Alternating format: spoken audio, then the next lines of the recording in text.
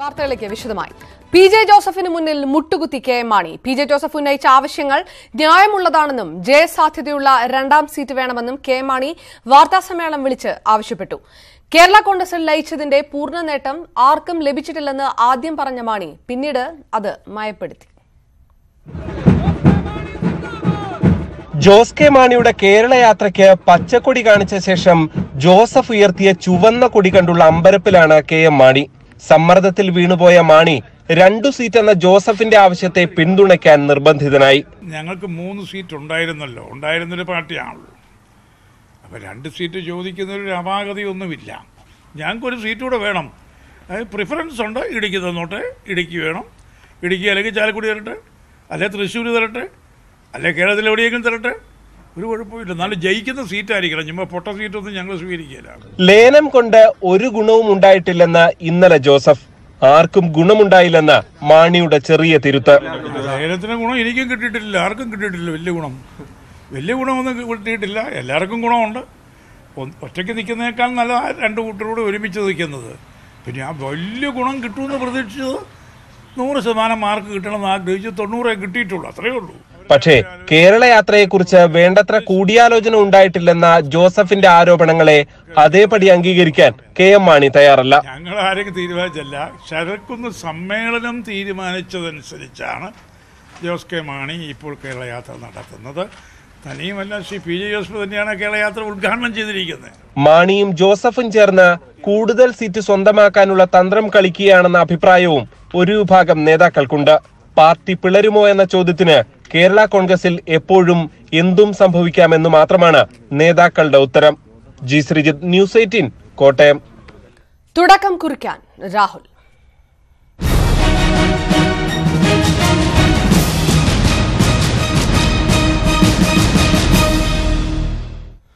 കോൺഗ്രസിന്റെ തെരഞ്ഞെടുപ്പ് പ്രചാരണത്തിന് തുടക്കമിടാൻ രാഹുൽ ഗാന്ധി 2 മണിയോടെ സംസ്ഥാനത്തെത്തും. കൊച്ചിയിൽ നടക്കുന്ന കോൺഗ്രസ് നേതൃസംഗമത്തിൽ പങ്കെടുക്കും. UDF നേതാക്കളുമായും രാഹുൽ ഗാന്ധി ചർച്ച നടത്തും. വിവരങ്ങളുമായി മറൈൻ ഡ്രൈവിൽ നിന്ന് N ശ്രീനാഥും നെടുമ്പാശ്ശേരി എയർപോർട്ടിൽ നിന്ന് MS അനീഷ് കുമാറും ചേരുന്നു. അനീഷ, എപ്പോഴായിരിക്കും രാഹുൽ ഗാന്ധി എത്തുന്നത്? പ്രധാനമായും ആരെല്ലാമാണ് അദ്ദേഹത്തെ സ്വീകരിക്കാനായി കോൺഗ്രസ് നേതൃത്വത്തിന്റെ ഭാഗത്തുനിന്ന് എത്തിച്ചേർന്നിരിക്കുന്നത്? അപർണ, കൃത്യം 1:35 ആകുമ്പോൾ അദ്ദേഹത്തെയും വഹിച്ചുകൊണ്ടുള്ള പ്രത്യേക വിമാനം നെടുമ്പാശ്ശേരി വിമാനത്താവളത്തിൽ എത്തുമെന്നാണ് നമുക്ക് അറിയാൻ കഴിയുന്നത്. ആഭ്യന്തര ടെർമിനലിൻ്റെ കാർഗോ വിഭാഗത്തിലാണ് ഇപ്പോൾ നമ്മളുള്ളത്. ഈ ഭാഗത്തോടെ രാഹുൽ ഗാന്ധിയുമായുള്ള വാഹനം പുറത്തേക്ക് വരും എന്നാണ് അറിയിച്ചിരിക്കുന്നത്. പ്രാദേശിക നേതാക്കളടക്കം നിരവധി ആളുകൾ ഇപ്പോൾ അദ്ദേഹത്തെ സ്വീകരിക്കാൻ എത്തിയിട്ടുണ്ട്. കോൺഗ്രസിൻ്റെ മുതിർന്ന നേതാക്കൾ, KPCC പ്രസിഡന്റും പ്രതിപക്ഷ നേതാവും ഉമ്മൻചാണ്ടിയും അടക്കമുള്ള ആളുകളും ഇവിടേക്ക് എത്തും എന്ന് അറിയിച്ചിട്ടുണ്ട്. എന്നാൽ അവർ അപ്പുറത്താണുള്ളത്. ഇവിടേക്ക് ഇനിയും വന്നിട്ടില്ല എന്നാണ് നമുക്ക് മനസ്സിലാക്കാൻ കഴിയുന്നത്. വളരെ പെട്ടെന്ന് തന്നെ ഇറങ്ങിയ ശേഷം MI ഷാനവാസ് MP, അന്തരിച്ച MI ഷാനവാസ് MPയുടെ വീട്ടിലേക്ക് അദ്ദേഹം പോവും. അവിടെ അല്പസമയം ചെലവഴിച്ച് പിന്നീട് ഗസ്റ്റ് ഹൗസിലേക്കും തുടർന്ന് യോഗം നടക്കുന്ന മറൈൻ ഡ്രൈവിലേക്കുമാണ് പോവുക. എന്തായാലും തയ്യാറെടുപ്പുകൾ മുഴുവൻ പൂർത്തിയായി കഴിഞ്ഞിരിക്കുന്നു. അദ്ദേഹത്തിന് വേണ്ടിയുള്ള കർശന സുരക്ഷാ സന്നാഹങ്ങളും ഇവിടെ ഒരുക്കിയിട്ടുണ്ട്. പ്രവർത്തകരും അദ്ദേഹത്തെ സ്വീകരിക്കാനായി കാത്തിരിക്കുന്നു. ശ്രീനാഥും നമുക്കൊപ്പം ചേരുന്നു മറൈൻ ഡ്രൈവിൽ നിന്ന്. ശ്രീനാഥ്, തെരഞ്ഞെടുപ്പ് പ്രചാരണങ്ങൾക്ക് ചൂടേറ്റിക്കൊണ്ട് രാഹുൽ ഗാന്ധി എത്തുന്നു. കോൺഗ്രസ് നേതൃത്വത്തെ സംബന്ധിച്ചിടത്തോളം എത്രത്തോളം പ്രാധാന്യത്തോടു കൂടിയാണ് ACC അധ്യക്ഷന്റെ വരവിനെ കാണുന്നതും? ഏത് രീതിയിലുള്ള പ്രവർത്തക പങ്കാളിത്തമാണ് പ്രതീക്ഷിക്കുന്നത്?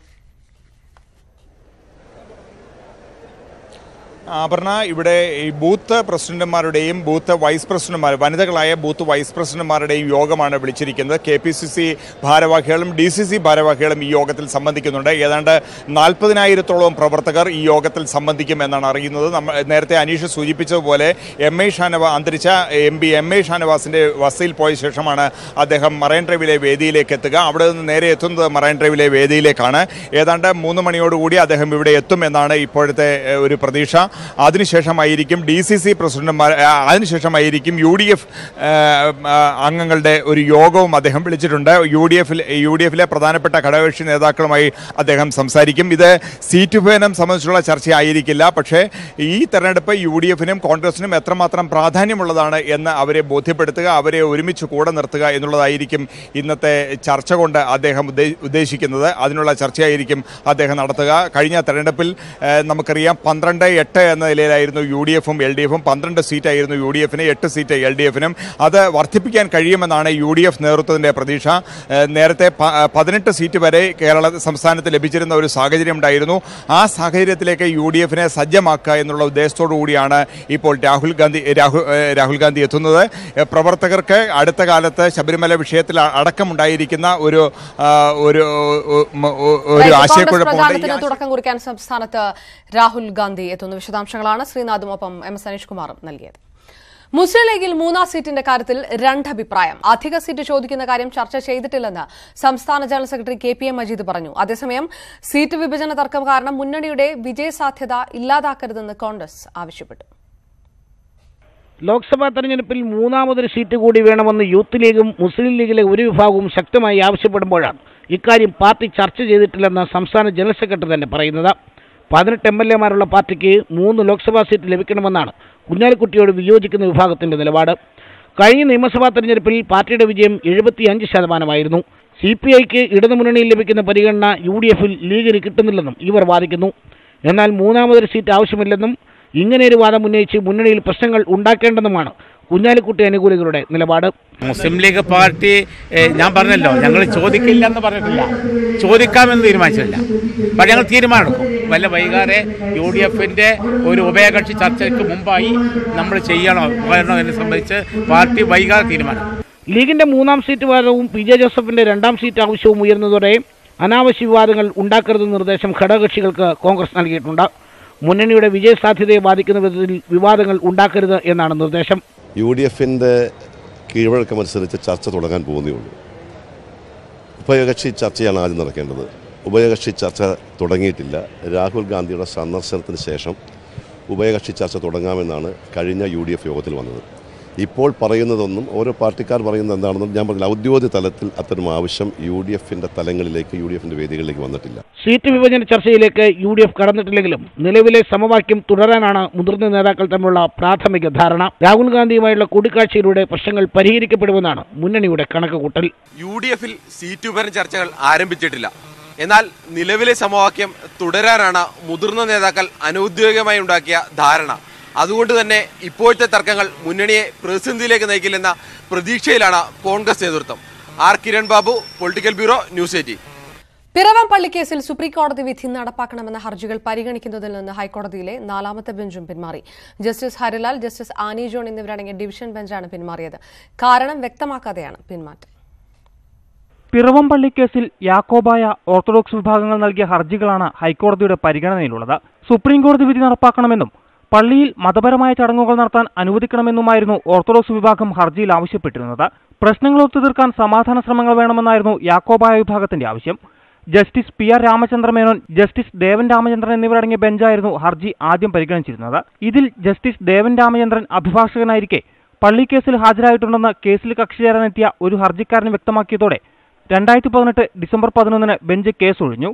തുടർന്ന് കേസ് പരിഗണനയ്ക്കെടുത്ത justice V Chidambaresh, justice R Narayana Pisharody എന്നിവരടങ്ങുന്ന ഡിവിഷൻ ബെഞ്ച് ഡിസംബർ 21 പിന്മാറി.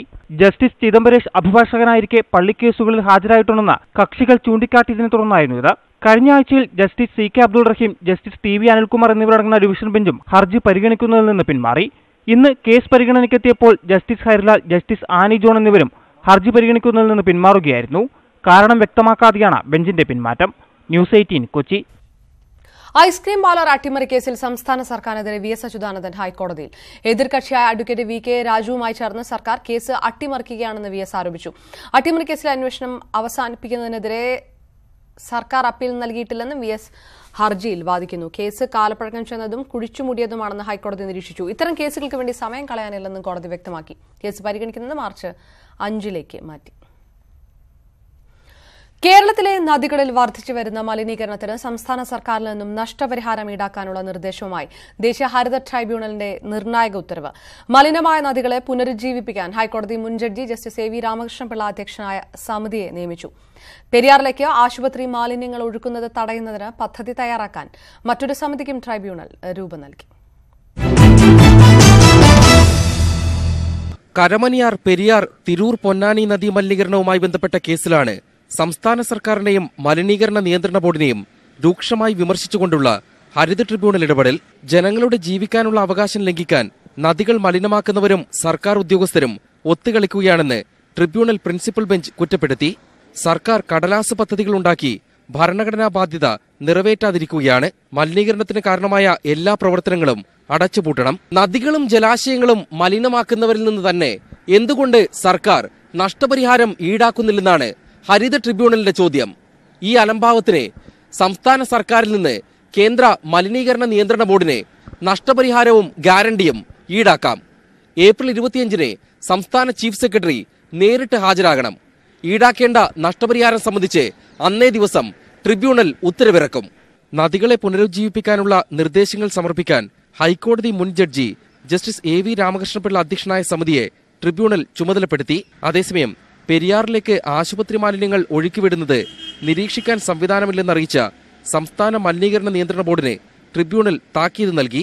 ബോർഡ് ഒരു ഉത്തരവാദിത്വവും ഏറ്റെടുക്കുന്നില്ലെന്ന് ചൂണ്ടിക്കാട്ടിയ ട്രിബ്യൂണൽ നടപടിരേഖ തയ്യാറാക്കാൻ കേന്ദ്ര സംസ്ഥാന മലിനീകരണ ബോർഡുകൾ, ജില്ലാ കളക്ടർ എന്നിവരടങ്ങുന്ന പ്രത്യേക സമിതിക്ക് രൂപം നൽകി. M Unnikrishnan, news 18, Delhi. CPM Thiruvananthapuram ജില്ലാ കമ്മിറ്റി ഓഫീസിൽ ചൈത്ര തെരേസ ജോൺ നടത്തിയ റെയ്ഡിനെക്കുറിച്ച് DGP മുഖ്യമന്ത്രിക്ക് റിപ്പോർട്ട് കൈമാറി. നടപടിക്രമങ്ങളിൽ വീഴ്ചയുണ്ടായിട്ടില്ലെന്നും തുടർ നടപടി സംബന്ധിച്ച് സർക്കാരിന് തീരുമാനിക്കാമെന്നുമാണ് റിപ്പോർട്ടിന്റെ ഉള്ളടക്കം. DCPയുടെ നടപടിയെ മുഖ്യമന്ത്രി തള്ളിപ്പറഞ്ഞെങ്കിലും കാര്യമായ അച്ചടക്ക നടപടി ഉണ്ടാകില്ലെന്നാണ് സൂചന. CPM ജില്ലാ കമ്മിറ്റി ഓഫീസിലെ പരിശോധനയെക്കുറിച്ച് അന്വേഷിച്ച ADGP മനോജ് എബ്രഹാം റിപ്പോർട്ട് ഇന്നലെ തന്നെ DGP ലോക്നാഥ് ബെഹ്റയ്ക്ക് കൈമാറിയിരുന്നു. ചൈത്ര തെരേസ ജോണിന്റെ നടപടിയിൽ വീഴ്ചയില്ലെന്നും നിയമപരമായ നടപടിക്രമങ്ങൾ പാലിച്ചാണ് റെയ്ഡെന്നുമാണ് ADGPയുടെ റിപ്പോർട്ട്. എന്നാൽ ഒരു രാഷ്ട്രീയ പാർട്ടിയുടെ ഓഫീസിൽ പരിശോധനയ്ക്കെത്തുമ്പോൾ കൂടുതൽ ജാഗ്രത പാലിക്കാമായിരുന്നുവെന്നും റിപ്പോർട്ടിൽ പരാമർശമുണ്ട്. DGP റിപ്പോർട്ട് മുഖ്യമന്ത്രിക്ക് കൈമാറി. ADGPയുടെ നിരീക്ഷണങ്ങൾ ശരിവെച്ച പോലീസ് മേധാവി തുടർ നടപടി സർക്കാരിന് തീരുമാനിക്കാമെന്നും റിപ്പോർട്ടിൽ വ്യക്തമാക്കിയിട്ടുണ്ട്. CPM ഓഫീസിൽ പരിശോധന നടത്തിയ നടപടിയെ തള്ളി മുഖ്യമന്ത്രി ഇന്നലെ രംഗത്തെത്തിയിരുന്നു. സംഭവത്തിൽ കടുത്ത അതൃപ്തിയുണ്ടെങ്കിലും കൂടുതൽ അച്ചടക്ക നടപടിക്ക് സർക്കാർ തയ്യാറായേക്കില്ലെന്നാണ് സൂചന. അച്ചടക്ക നടപടിക്ക് സാധ്യതയില്ലെന്ന് പോലീസ് പറയുമ്പോൾ മറിച്ചൊരു തീരുമാനമെടുക്കാൻ സർക്കാരും ബുദ്ധിമുട്ടും. ന്യൂസ് 18, തിരുവനന്തപുരം. ജോർജ് ഫെർണാണ്ടസിന് വിട.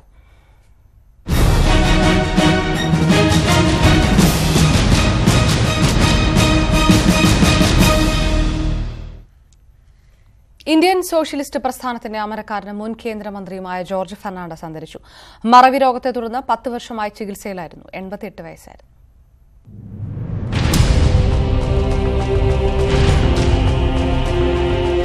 ഇന്ത്യൻ രാഷ്ട്രീയത്തിൽ ജോർജ് ഫെർണാണ്ടസിനെ അടയാളപ്പെടുത്തുന്നത് ഈ ചിത്രമാണ്. അടിയന്തരാവസ്ഥയിൽ കൈവിലങ്ങുമായി മുദ്രാവാക്യം വിളിക്കുന്ന നേതാവ്. രാഷ്ട്രീയ പ്രവർത്തന കാലം മുതൽ അന്ത്യം വരെ എന്നും കോൺഗ്രസ് വിരുദ്ധ പക്ഷത്തായിരുന്നു ജോർജ് ഫെർണാണ്ടസ്. और जितना ऊंची जाति में जाते हो इतनी अधिक वो पिछड़ी है, ये भी बात को हम लोगों को समझना चाहिए. ജനനം മംഗളൂരുവിലെ ക്രൈസ്തവ കുടുംബത്തിൽ. പിന്നീട് വൈദിക പഠനത്തിനായി ബംഗളൂരുവിലെ സെമിനാരിയിൽ. അവിടെ നിന്ന് മുംബൈക്ക്. അസാധാരണമായ രാഷ്ട്രീയ യാത്രയുടെ തുടക്കമായിരുന്നു അത്. 1950കളിൽ മുംബൈയിൽ റെയിൽവേ തൊഴിലാളികളെ സംഘടിപ്പിച്ച് തുടക്കം. राजनीति केवल मंदिर और मस्जिद के सवाल पर चल नहीं सकती है. കോൺഗ്രസിന്റെ സമുന്നത നേതാവ് SK പാട്ടീലിനെ തോൽപ്പിച്ച് ലോക്സഭയിൽ. പിന്നീട് അടിയന്തരാവസ്ഥയിലെ ശ്രദ്ധേയമായ ബറോഡ് ഡൈനമിക് കേസ്. 1.5 വർഷത്തെ ഒളിവ് ജീവിതത്തിന് ശേഷം അറസ്റ്റ്. ജനതാദളിന്റെയും ലോക്ദളിന്റെയും സമതാ പാർട്ടിയുടെയുമെല്ലാം നേതാവ്. VP സിംഗ് വാജ്പേയി മന്ത്രിസഭകളിലായി റെയിൽവേ, പ്രതിരോധം, വ്യവസായം തുടങ്ങിയ സുപ്രധാന വകുപ്പുകൾ കൈകാര്യം ചെയ്ത മന്ത്രി. പൊക്രാൻ ആണവ പരീക്ഷണ കാലത്തും കാർഗിൽ യുദ്ധകാലത്തും പ്രതിരോധ മന്ത്രി. കാർഗിൽ യുദ്ധാനന്തരം സൈനികർക്കായി ശവപ്പെട്ടി വാങ്ങിയതിലെ ക്രമക്കേടിന് ആരോപണ വിധേയൻ. Yes, that's precisely what we are saying, that if you really want that the present situation should be brought to an end, then this is the best way of doing it. You don't have to fire a shot. ആരോപണത്തെ തുടർന്ന് George Fernandez രാജിവെച്ചു. Konkan railway യാഥാർത്ഥ്യമാക്കുന്നതിന് മുൻകൈയെടുത്തതും George Fernandez ആണ്. Alzheimer's ബാധയെ തുടർന്ന് 10 വർഷമായി ചികിത്സയിലായിരുന്നു. ഓർക്കാൻ എന്താ, ഇപ്പോ കുറെ കാലായി പോയിട്ട്, പക്ഷെ അവിടെ ബോഡിയുണ്ട്, മനസ്സൊന്നും ഉണ്ടായിരുന്നില്ല. ഗ്രേറ്റ് നാഷണലിസ്റ്റ് ആയിരുന്നു. അല്ലാണ്ട് എന്താ പറയപ്പോ. ജയ ജെയ്റ്റ്ലി ഉൾപ്പെടെയുള്ള പാർട്ടി സഹപ്രവർത്തകരുടെ പരിചരണത്തിൽ ബംഗളൂരുവിലായിരുന്നു രോഗകാലത്തിന്റെ ആരംഭത്തിൽ. പിന്നീട് വിദഗ്ധ ചികിത്സയ്ക്കായി ബന്ധുക്കൾ ഡൽഹിയിലേക്ക് കൊണ്ടുപോവുകയായിരുന്നു. ന്യൂസ് 18 ഡൽഹി. ജോർജ് ഫെർണാണ്ടസിന്റെ നിര്യാണത്തിന് അനുശോചിച്ച നേതാക്കൾ. ഇന്ത്യ കണ്ട ഏറ്റവും മികച്ച രാഷ്ട്രീയ നേതാക്കളിൽ ഒരാളായിരുന്നു ജോർജ് ഫെർണാണ്ടസ് എന്ന് പ്രധാനമന്ത്രി അനുസ്മരിച്ചു. നിർഭയത്തോടെ കാര്യങ്ങൾ തുറന്നു പറയുന്ന നേതാവായിരുന്നു അദ്ദേഹമെന്നും പ്രധാനമന്ത്രി അനുശോചന സന്ദേശത്തിൽ വ്യക്തമാക്കി. ജോർജ് ഫെർണാണ്ടസിന്റെ കുടുംബത്തിന്റെയും ബന്ധുക്കളുടെയും ദുഃഖത്തിൽ പങ്കുചേരുന്നുവെന്ന് രാഹുൽ ഗാന്ധി പറഞ്ഞു. ഇന്ത്യ കണ്ട അതിസാഹസികനായ തൊഴിലാളി നേതാവായിരുന്നു ജോർജ് ഫെർണാണ്ടസ് എന്ന് AK ആന്റണിയും അനുസ്മരിച്ചു. കേന്ദ്രമന്ത്രിമാരും MP വീരേന്ദ്രകുമാർ അടക്കമുള്ള സോഷ്യലിസ്റ്റ് നേതാക്കളും പാർലമെന്റ് അംഗങ്ങളും ജോർജ് ഫെർണാണ്ടസിന്റെ നിര്യാണത്തിൽ അനുശോചിച്ചു. അയോധ്യയിലെ തർക്കഭൂമി ഒഴികെയുള്ളവ വിട്ടുകിട്ടണമെന്നാവശ്യപ്പെട്ട് കേന്ദ്ര സർക്കാർ സുപ്രീംകോടതിയിൽ. തെരഞ്ഞെടുപ്പിന് മുൻപ് രാമക്ഷേത്ര നിർമ്മാണത്തിന് കളമൊരുക്കാനുള്ള സുപ്രധാന നീക്കമായാണ് ഹർജിയെ വിലയിരുത്തുന്നത്. അയോധ്യയിൽ രാമക്ഷേത്ര നിർമ്മാണത്തിനായി രാഷ്ട്രീയ സമ്മർദ്ദം ശക്തമാകുന്നതിനിടെയാണ് അനുബന്ധ നിർമ്മാണങ്ങൾക്ക് വഴിയൊരുക്കാനുള്ള കേന്ദ്ര നീക്കം. 1993 അയോധ്യ നിയമപ്രകാരം ബാബറി മസ്ജിദ് നിലനിന്നിരുന്ന സ്ഥലം ഉൾപ്പെടെ 67.703 ഏക്കർ ഭൂമിയാണ് കേന്ദ്ര സർക്കാർ ഏറ്റെടുത്തിരുന്നത്.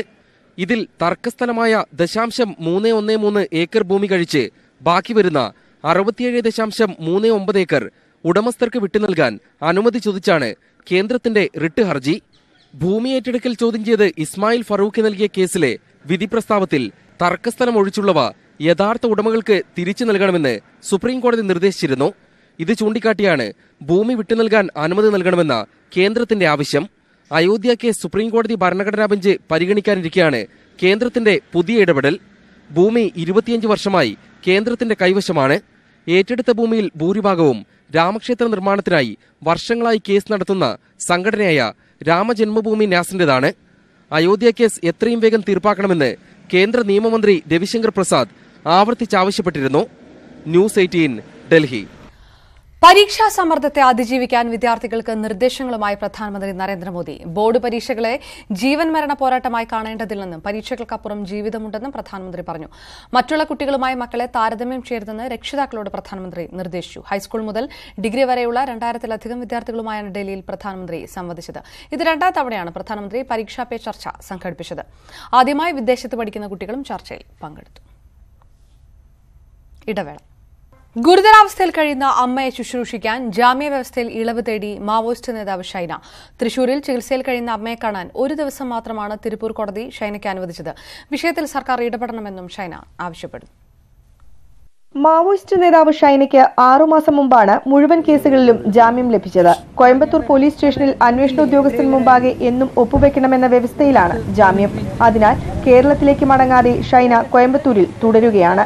ജാമ്യ വ്യവസ്ഥയിൽ ഇളവ് തേടി തിരുപ്പൂർ കോടതിയെയും ഹൈക്കോടതിയെയും സമീപിച്ചെങ്കിലും ഫലമുണ്ടായില്ല. ഇതിനിടെയാണ് ഷൈനയുടെ ഹൃദ്രോഗിയായ അമ്മയ്ക്ക് അസുഖം വർദ്ധിച്ചത്. തിരുപ്പൂർ കോടതി ഒരു ദിവസം മാത്രമാണ് അമ്മയെ കാണാൻ അനുമതി നൽകിയത്.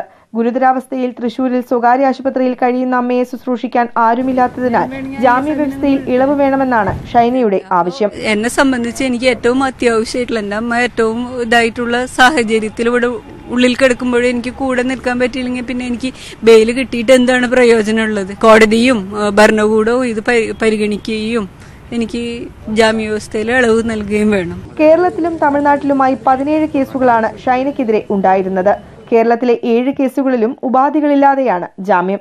തമിഴ്നാട്ടിൽ തിരുപ്പൂർ കോടതിയിൽ 4 കേസുകളിൽ അന്വേഷണ ഉദ്യോഗസ്ഥന് മുന്നിൽ എന്നും ഹാജരാകണമെന്ന ഉപാധികളോടെയാണ് കോടതി ജാമ്യം നൽകിയിരിക്കുന്നത്. ന്യൂസ് 18 തൃശൂർ. സീറ്റിനായി പിടിവലി.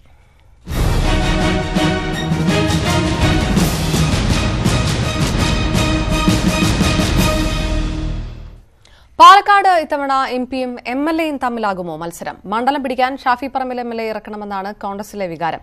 MP രാജേഷിന് 3ാം ഊഴം, പക്ഷേ പാർട്ടി നേതൃത്വം സ്ഥിരീകരിക്കുന്നില്ല. കേരളത്തിൽ അക്കൌണ്ട് തുറക്കാൻ BJP തന്ത്രം മെനയുന്ന മണ്ഡലം കൂടിയായതിനാൽ പാലക്കാട് ഇത്തവണ മത്സരം കടുക്കും.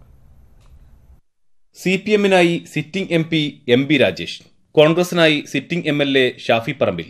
ഇരുവർക്കും കടുത്ത മത്സരം നൽകി BJP. അങ്ങനെയൊരു പോരാട്ടം ഇത്തവണ പാലക്കാട് ഉണ്ടാവുമോ? ഷാഫി പറമ്പിൽ മത്സരത്തിനുണ്ടാകുമെന്ന് തന്നെയാണ് കോൺഗ്രസ് നൽകുന്ന സൂചന. എന്നാൽ 2 തവണയിൽ കൂടുതൽ മത്സരിപ്പിക്കേണ്ടതില്ലെന്ന CPM തീരുമാനത്തിൽ ഇളവുണ്ടായാലേ MB രാജേഷ് ഉണ്ടാകൂ. നിയമസഭാ തെരഞ്ഞെടുപ്പുകളിലെല്ലാം അങ്ങനെയാണ്, തദ്ദേശ സ്ഥാപനങ്ങളിലേക്കുള്ള തെരഞ്ഞെടുപ്പിലും അങ്ങനെയാണ്. അപ്പോൾ തീർച്ചയായിട്ടും പാലക്കാട് 2 മണ്ഡലങ്ങളും LDF-ന് നിലനിർത്താൻ കഴിയുമെന്ന കാര്യത്തിൽ ഒരു തരത്തിലുള്ള സംശയവുമില്ല. 1957 മുതൽ ഇതുവരെ നടന്ന 15 ലോക്സഭാ തെരഞ്ഞെടുപ്പുകളിൽ 4 തവണ മാത്രമേ കോൺഗ്രസിന് പാലക്കാട് പിടിക്കാനായിട്ടുള്ളൂ. ഇത്തവണ മണ്ഡലം പിടിക്കാൻ ഷാഫി പറമ്പിൽ എന്ന യുവ MLA കോൺഗ്രസ് ഇറക്കുമോ?